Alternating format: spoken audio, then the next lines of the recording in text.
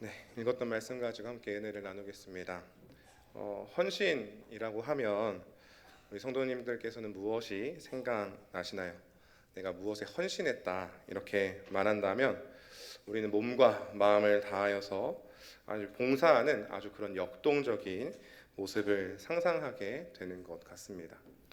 네, 저도 소시적에 물론 지금도 많이 어리지만 예수님을 믿고 난 후로 이제 제가 중학생 때 예수님을 믿게 됐는데 믿고 난 후로는 이제 모든 예배와 또 교회에서 하는 모든 행사들이 너무 이렇게 즐겁고 행복해지지 않습니까?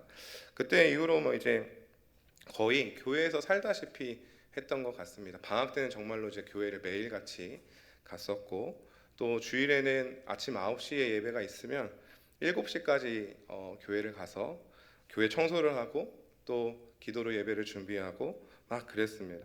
그리고 그렇게 일찍 가서 오후 늦게까지 예배를 드리고 또 교회 지체들과 또 밤이 될 때까지 그렇게 교제하고 그렇게 주일을 가득 채우는 그런 삶을 살았었던 것 같습니다.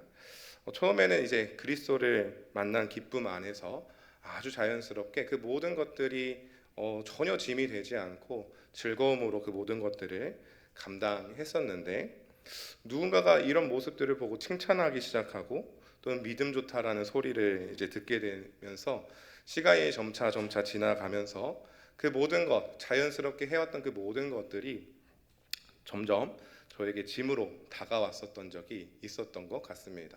그러니까 몸은 막 열심히 마음과 또 몸은 계속해서 열심히 들여지고 또 시간을 들여지고 있는데 어떤 그 마음 중심에서는 그렇지 못한 저의 모습을 발견할 때가 있었던 것 같습니다. 성도 여러분들은 지금 어떠신가요? 오늘 우리는 지금 헌신되어져 있습니까?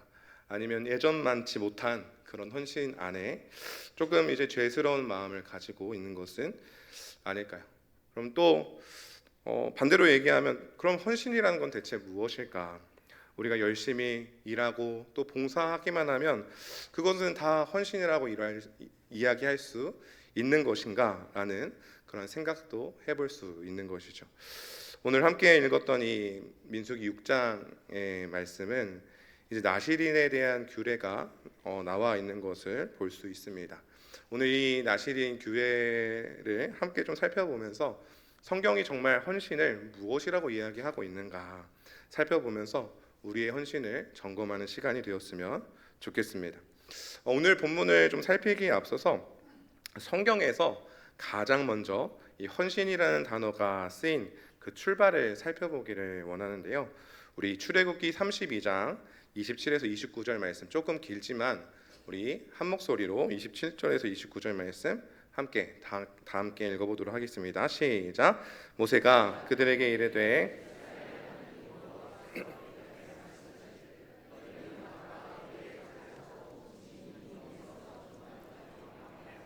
각 사람이 그 형제를 각 사람이 자기의 친구를 각 사람이 자기의 이웃을 죽이라 하셨느니라. 레위 자손이 모세의 말대로 행하매 이날의 백성 중에 3,000명 가량이 죽임을 당하니라. 모세가 이르되 각 사람이 자기의 아들과 자기의 형제를 쳤으니 오늘 여호와께 헌신하게 되었느니라. 그가 오늘 너희에게 복을 내리시리라. 아멘. 함께 읽을 말씀의 배경은 이스라엘 백성들이 이 하나님을 대신하여서 금송아지 우상을 만들고 하나님을 떠나 우상 숭배를 했었던 그 때입니다.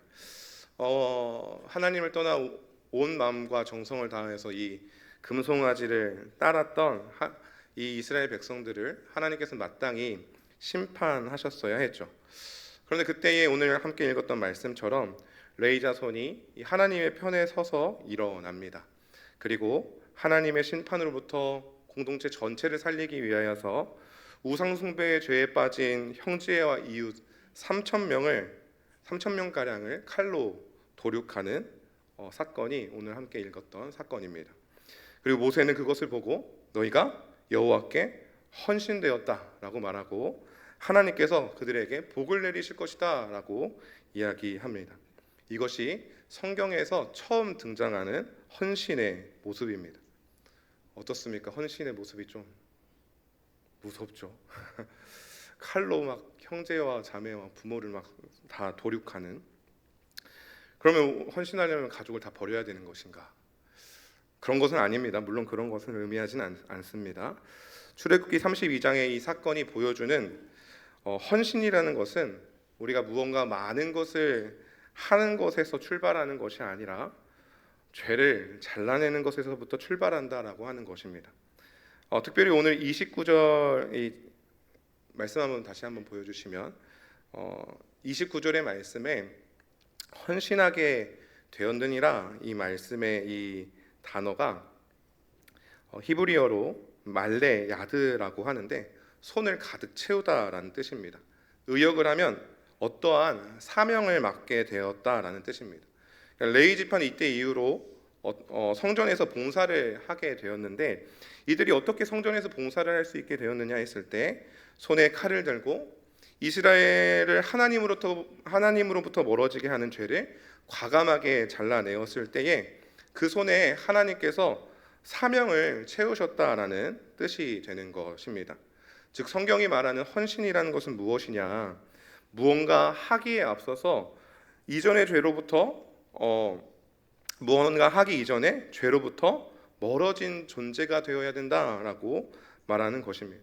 죄에서 철저하게 구별돼 그제서야 사명을 감당할 수 있다라고 말하는 것이죠.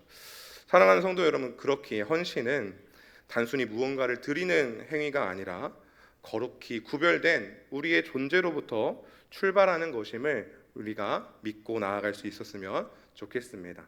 오늘 이 나시렌에 대해서 조금 더 살펴보면서 함께 이 헌신, 우리가 어떻게 헌신할 것인가 라고 하는 부분을 좀 살펴보았으면 좋겠습니다. 우리 함께 읽었던 말씀 2절의 말씀을 함께 읽겠습니다. 시작. 이스라엘 자손에게 전하여 그들에게 이르라. 남자나 여자가 특별한 서원 곧 나시린의 서원을 하고 자기 몸을 구별하여 여호와께 드리려고 하면. 아멘. 나시릴은 히브리어로 나지리라고 하고 구별하다라고 하는 뜻을 가진 나자르라는 단어에서 그 뜻이 유래합니다. 그러니까 나자르가 구별하다 하니까 나지리는 어떤 뜻이냐면 구별된 사람이라는 뜻입니다. 그리고 나시린의 상징이 우리가 잘 알고 있는 그 긴 머리를 또 네제르라고 하는데 다 그 뜻은 이제 면류관이라는 뜻입니다. 다 이 구별되다라고 하는 그러한 단어에서 출발한 단어이죠. 그래서 이처럼 나시린이라고 하는 것은 하나님께 구별되고 헌신된 사람을 가리키는 말입니다. 레위인이 처음 날 때부터 거룩히 구별되어서 하나님께 드려진 지파라고 한다면 나시린은 어떻게 되느냐 했을 때 자원하는 마음에서부터 출발합니다.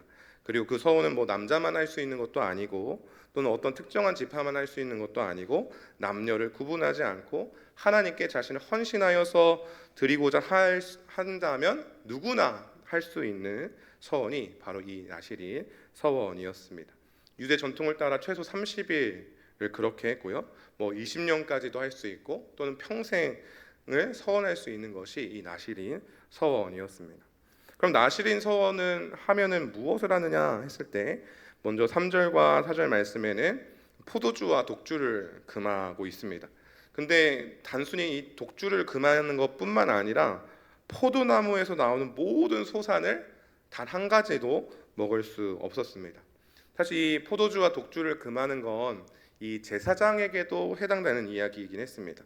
근데 이것이 뭐 평생 이렇게 안 하는 것이 아니라 제사장이 그것을 제사장이 이 회막에서의 직무를 맡는 그 순간에 어떤 거룩한 것과 속된 것을 구별하기 위하여서 금지되었고 직무를 맡지 않을 때는 허용이 되었었는데, 그런데 오히려 이 나시린은 이 제사장보다 더 그 규례를 더 엄격하게 하는 것을 볼 수 있습니다. 심지어 이 서원하는 기간 전체 동안 금해져야 했고 포도나무에서 나는 그 어떠한 즐거움도 누릴 수 없었습니다.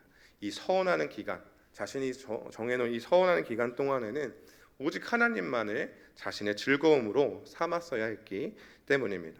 두 번째는 나시린이 되고자 서원하는 자는 우리가 이건 잘 알고 있는 것 같아요. 삭도를 머리에 댈 수 없었습니다. 그래서 머리카락을 자를 수 없었기 때문에 머리카락을 그냥 길게 늘어뜨리게 되었죠. 이 부분 조금 더 다음 규례와 함께 살펴보고자 합니다. 세 번째로 나시린이 되고자 서원하는 자는 시체를 가까이 할 수 없었습니다. 심지어 자신의 부모나 형제 자매가 죽은 그때에도 그는 시체에 가까이 할 수 없었죠.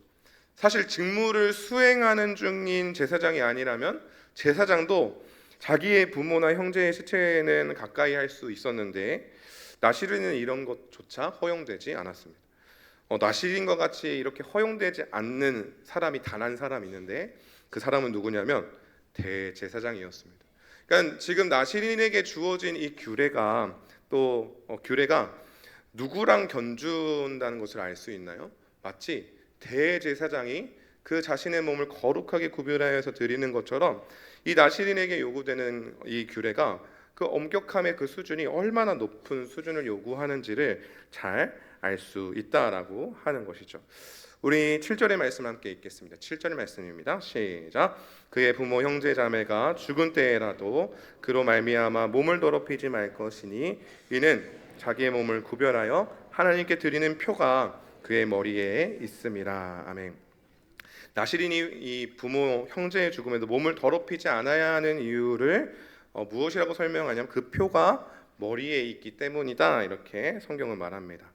제가 설명드린 대로 나시린에게는 이 대제사장만큼의 엄격한 규례가 있었습니다. 그리고 그 표가 머리에 있다라고 하는 것은 그가 삭도를 내지 않고 길게 늘어뜨린 머리를 뜻하는 것이죠.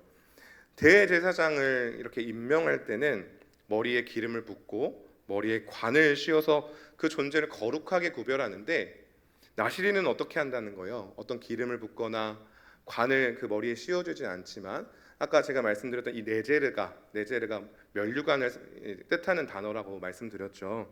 머리카락을 의미하는 단어이기도 합니다. 그래서 이 나시린은 기름을 붓거나 관을 머리에 씌우지는 않지만 그 긴 머리로 이 사람이 하나님 앞에 구별된 사람이라는 것을 보여준다라고 하는 거예요. 그러니까 어떤 거죠? 대제사장만큼이나 구별되어 있기에 너희가 대제사장만큼이나 하나님께 구별되어져 있기에 시체, 죽음과 가까이에서는 안 된다. 죄와 조금이라도 가까워져서는 안 된다라고 그것이 설령 부모와 형제의 죽음일지라도 안 된다라고 말하는 것입니다. 레위인들이 출애굽기 32장에서 처음 헌신되었을 때 그 죄악을 철저하게 잘라내었던 것처럼 나시린 또한 죄와 관련된 그 어떤 모양이라도 버리고 그 모든 것들을 이제 절제하는 그런 거룩의 모습을 갖추고 있었다라고 이야기를 하는 것입니다. 그러면 이처럼 아주 철저하게 이 자신을 구별해서 드렸던 이 나시린들은 무엇을 했을까요? 성경에는 우리가 잘 알고 있는 대표적인 나시린들이 있습니다. 삼손, 사무엘, 세례 요한. 이 세 명은 평생 동안 나시린이었고 또 특별히 이제 신약의 이제 사도 바울도 갱그레아에서 이제 머리를 자르는 장면들을 보고 그가 나시린이 이제 기간을 정한 나시린이었을 것이라고 이렇게 축축합니다. 어찌 되었든 이 나시린으로서 구별된 사람들은 그러면 하나같이 이렇게 선지자적인 사명을 감당했느냐 했을 때는 또 그렇지 않습니다. 이렇게 뭔가 자신을 제가 말씀드렸던 이 자신을 구별하는 이제 포도주를 가까이 하지 않고 삭도를 머리에 대지 않고 시체를 가까이 하지 않는 것 외에는 성경에 어떠한 의무적인 사역이 나시린에게 주어져 있지 않았다라고 하는 겁니다. 그럼 나시린은 뭐 하는 겁니까? 그냥 잘기만 이렇게 경건 생활을 하는 것처럼 보이는데 사실 나시린이라고 하는 것 자체가 그 존재로서 구별되어 하나님께 드려진 존재라는 것을 알 수 있습니다. 제사장은 제사를 집례하고 레위인은 성막을 관리하는 직무가 있었지만 나시린은 그저 구별된 상태로서 존재하는 것 자체가 그에게 가장 큰 사명이었던 것입니다. 사랑하는 성도 여러분, 이와 같은 나시린의 모습은 우리에게 전하는 중요한 메시지가 있습니다.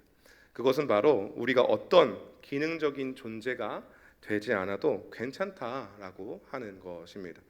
우리는 종종 무언가 눈에 보이는 헌신이 없어서 또는 드릴 것이 없어서 또는 사역을 하기는 하는데 눈에 띄는 성과를 거둔 것이 없어서 뭔가 내가 믿는 자로서 잘못되게 살아가고 있는 것은 아닌가 이렇게 생각할 때가 있다라고 하는 것이죠.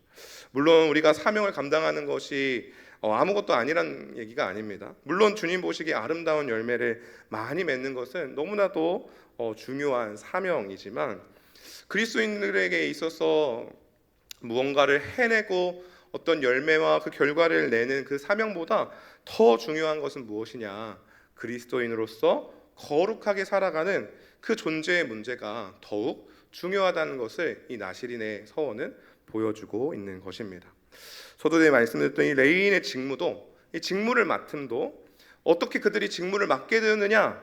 그들이 먼저 이스라엘의 죄악을 잘라내므로 거룩하게 구별된 존재가 되었을 때에야 그 직무도 주어졌음을 우리는 기억해야 한다라고 하는 것이죠. 존재가 있을 때 사명이 있고 존재가 무너졌을 때 우리가 무슨 일을 얼마나 많이 하든지 그것은 어떤 것도 거룩하다 말할 수 없기 때문에 그렇습니다. 우리 민수기 6장 12절 말씀을 같이 한번 읽겠습니다. 민수기 6장 12절 말씀입니다. 시작. 자기 몸을 구별하여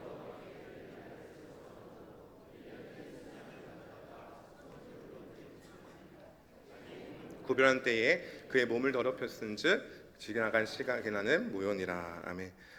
나시린이 이제 자신이 서원했다가 그 서원한 대로 그 자신의 거룩함을 지키지 못했을 때 이렇게 하는 건데요. 정한 구별한 날 동안 그가 몸을 더럽히면 나시린의 규례는 다 어떻게 된다라고 얘기하는 거죠.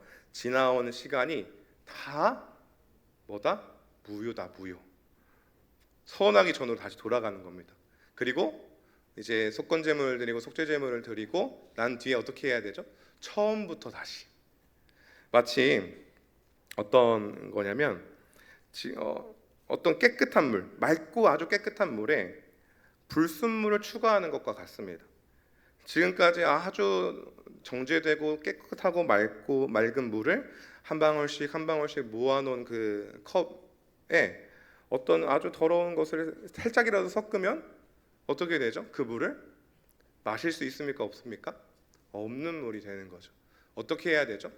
거기에 깨끗한 물을 다시 담습니까? 그렇지 않고 싹 비워내고 설거지를 한 후에 다시 거기에다가 깨끗한 물을 담는 것처럼 어떤 것을 말하는 거냐면 나시린의 규례가 바로 그랬다라고 하는 것이죠. 어떤 사역적인 성과보다도 우리가 주님 앞에 스스로 거룩하고 정결하게 구별하여서 존재하고 있는 것, 그것이 우리 가운데 가장 큰 사명이다라고 이야기하는 것입니다. 사랑하는 성도 여러분, 우리가 이렇게 헌신된 존재로 살아가기를 예수님의 이름으로 축복합니다. 이제 오늘 말씀을 좀 적용하고 마치려고 합니다. 신약의 시대를 살아가는 우리는 나시린처럼 머리를 기르거나 시체를 멀리 하지 않습니다. 그리고 포도 맛있게 잘 드시고 계시죠? 포도를 포도나무 열매를 안 먹거나 이렇게 하지 않습니다. 그것은 왜 그럴까? 우리가 이미 예수 그리스도 안에서 거룩하여졌고 또 왕 같은 제사장으로 우리가 부름받은 성도이기 때문에 그렇습니다. 그렇기 때문에 우리는 이미 그리스도 안에서 거룩히 구별된 존재이기 때문에 우리는 구별되기 위하여서 어떤 정결 예식을 지키거나 그렇게 하지 않죠. 그럼 어떻게 우리가 정결하고 구별되고 그러한 거룩한 존재, 헌신된 존재로 살아갈 수 있느냐 했을 때 우리를 유일하게 거룩하고 구별되게 하시는 우리 주 예수 그리스도께 붙어 있어야 할 줄 믿습니다. 우리 요한복음 15장 5절 말씀을 함께 읽겠습니다. 유명한 말씀인데요. 함께 읽겠습니다. 시작. 나는 포도나무요 너희는 가지라. 그가 내 안에 내가 그 안에 거하면 사람이 열매를 많이 맺나니 나를 떠나서는 너희가 아무것도 할 수 없음이라. 아멘. 이 말씀의 원리처럼 우리가 할 수 있는 가장 최고의 헌신은 이 나무 대신 그리스도께 철저히 붙어 있는 것입니다. 그리고 그리스도께 철저하게 잘 붙어 있을 때 그리스도를 닮은 많은 열매를 맺게 하시는 것이죠.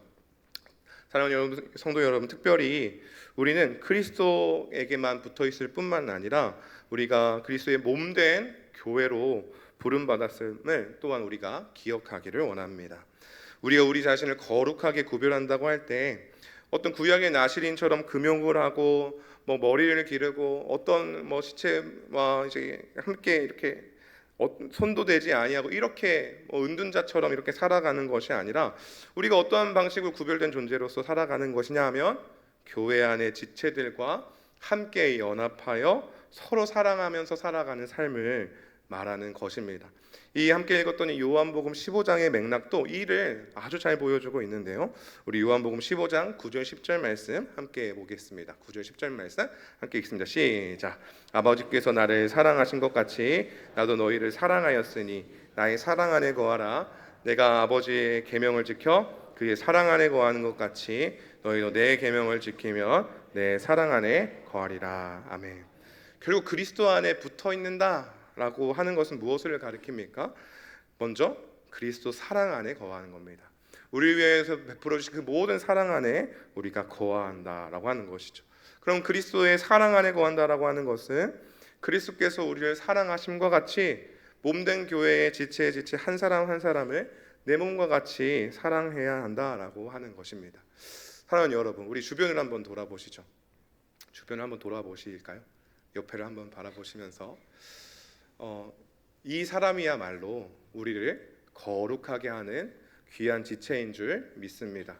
우리는 우리 한 사람 스스로 막 경건 생활을 하고 성경을 읽어 내려가고 혼자 기도하고 혼자 살아가면 우리가 거룩하고 정결하게 구별되는 것이 아니라 오늘 요한복음의 말씀과 같이 그리스도의 사랑을 받은 우리가 어떻게 함으로써 구별되고 또 주님의 제자로서 드러나나요? 서로 사랑함으로써 그 거룩한 존재가 드러나게 된다라고 하는 것입니다. 우리가 서로 사랑할 때 그때야말로 우리 주님 말씀하신 것처럼 온 세상이 우리가 주님의 제자가 된 줄 알게 될 줄 믿습니다. 사랑하는 성도 여러분, 이제 말씀을 맺겠습니다. 오늘은 우리는 헌신에 대해서 살펴보았습니다. 헌신은 무언가 많이 하는 것이기보다 먼저는 죄로부터 철저한 구별을 말했습니다. 거룩한 존재로서 살아갈 때 거룩한 사명이 주어지는 것을 보았습니다. 또한 신약시대를 살아가는 우리는 거룩을 단순히 금욕주의나 어떠한 것을 멀리함으로써 이루어지는 것이 아니라 그리스도 안에서 살아가며 그리스도의 몸된 교회를 더욱 사랑하며 지체들을 내 몸과 같이 사랑하는 것에 있음을 우리는 살펴보았습니다. 사랑하는 성도 여러분, 헌신된 존재로 살아가는 우리 모두가 되기를 바랍니다. 그리스도께서 우리 가운데 주신 그 사랑 안에 날마다 거하며 그 사랑이 차고 넘쳐 각 지체들에게 또 세상에 그 주님의 사랑을 잘 흘려보내 주님께서 원하시는 아름다운 열매를 맺으며 거룩한 존재로 살아가는 저와 여러분 되시기를 예수 그리스도의 이름으로 축복합니다. 아멘. 기도하겠습니다.